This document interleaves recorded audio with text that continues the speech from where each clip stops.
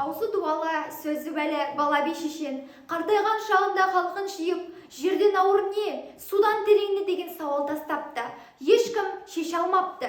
Сонда бала би өзі қойған сұрақтарына, жерден ауыр дегенім ақыл білім, судан терең дегенім оқу ғылым деп жауап берген екен. Шынында да оқу инемен құдық қазғандай. Дүниеде өзі, малда өзі, ғылымға көңіл бөлсеңіз деп Хакім Абай айтқандай, 11 жылдық оқушылық өмірімде түрлі республикалық, шығармашылық байқауларға қатысып, жеңімпаз атандым.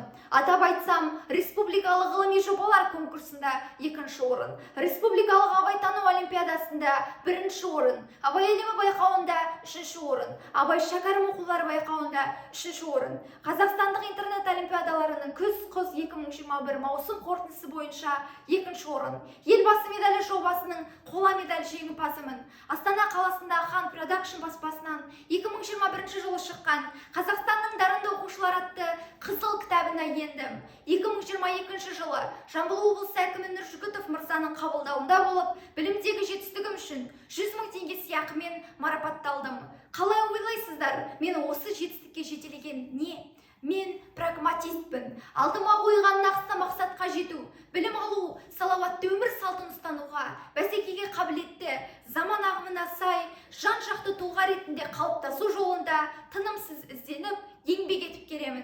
Абай атамыз, адамның көңілі шын мейірленсе, білім ғылымның өзі де адамға мейірленіп, тезірек қолға түседі дейді емес пе? Ендеше мен білім шыңының биігіне қол жеткізуде табысты болудың 7 қадамын ұсынамын. Біріншіден, білімдіден шыққан сөз талаптыға болсын кездегендей, әрбір оқушыға талап, ынта болуы керек. Екіншіден, жауапкершілік. Үшіншіден, мақсат қою, армандау. Төртіншіден, бәсекеге қабілетті болу. Бесіншіден, өзіңе рефлексия жасай білу. Алтыншыдан, үнемі ізденісте болу. Жетіншіден, ұлттық құндылықтарды бойға сіңіру. Әрбір байқауға қатысқан сайын мен бойымдағы жігерім мен білімге деген құштарлығымды ұштап, шығармашылығымды дамытып отырдым.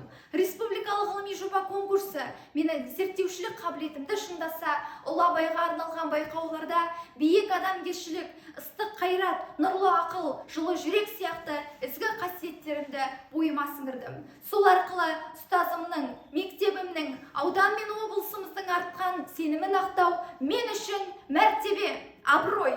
Осы орайда Ұлы Абайдың адам атанадан туғанда есті болмайды.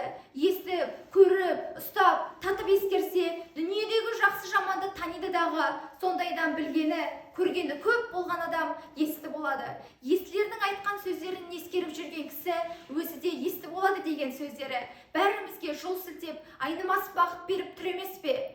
Ойымды мен неге жыл оқушысы байқауына қатысып отырмын деген сауалға Хакім Абайдың баланы ең әуелі мейір шапағатқа, одан соң ақыл парасатқа, ақырында нағыз пайдалы ғылымға, еңбекке баулы деген аталы сөзімен түйіндеймін. Ғұламаның осы даналық ойын өмірлік ұстанымым деп білемін. Ақыл мен парасатты, ғылым мен білімді ұлттық құндылық ретінде бойыма сіңірген тұлғамын. Елімнің үміт артқан болашағы мен ертеңімін.